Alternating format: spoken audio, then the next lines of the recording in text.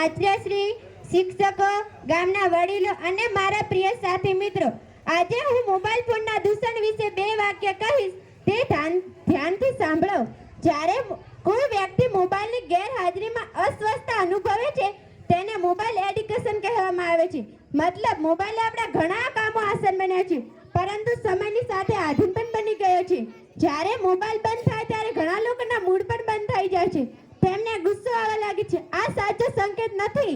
તેનો સ્પષ્ટ અર્થ એ છે કે તમે નવોફોબિયાના શિકાર બન્યા છો.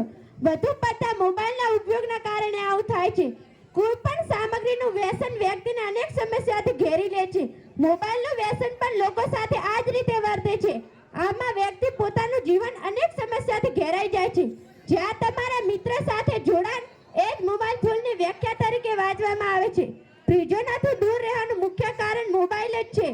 એક રૂમમાં એક સાથે હોવા છતાં પણ વ્યક્તિ પોતાની પાસે બેઠેલા વ્યક્તિમાં દાખલ થતો નથી અને તેના મોબાઈલ પર સ્ક્રીન સ્ક્રોલ કરતો રહે છે. તેનાથી સંબંધો નબળા પડે છે. સતત મોબાઈલના ઉપયોગના કારણે હાનિકારક રેડિયેશન હૃદયની બીમારીઓ થઈ શકે છે. આ સિવાય આંખોની રોશની પર ઊંડી અસર પડે છે.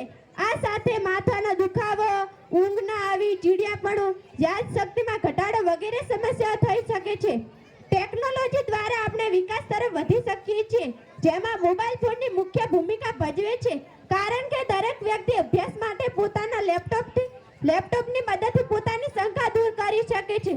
પરંતુ મોબાઈલના વ્યસનમાં આજે લોકો કલાકો સુધી પોતાનો કિંમતી સમય મોબાઈલને આપી દે છે, જેના કારણે તેમનું ધ્યાન અભ્યાસમાં રહેતું નથી.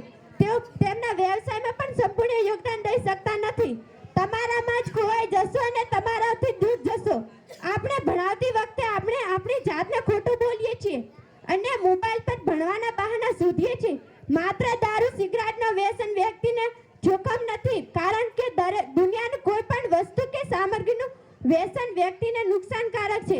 જેમાંનું એક વ્યસન મોબાઈલ ફોનનું વ્યસન, જેના કારણે વ્યક્તિના જીવનમાં અનેક સમસ્યાઓ ઊભી થાય છે. જય હિન્દ, જય ભારત.